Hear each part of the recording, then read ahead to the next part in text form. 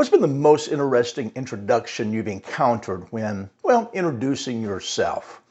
I was facilitating a leadership training not too long ago.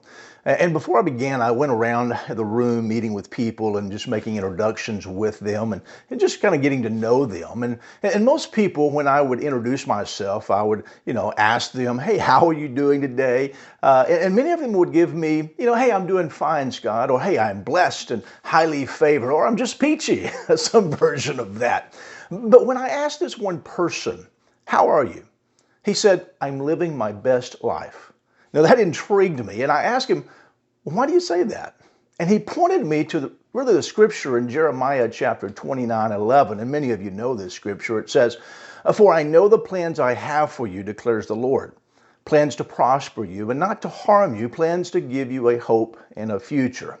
And then he said this, he said, Scott, God has a plan for me, and every day his plan is being fulfilled. I'm closer today than I was yesterday in fulfilling his plan. And then secondly, God has a purpose for me. Every day, his purpose for me is being revealed in me. And then third, God has prosperity for me. Every day, I prosper in my spiritual life, my personal life, my relational life, and my business life because I put my full trust in God.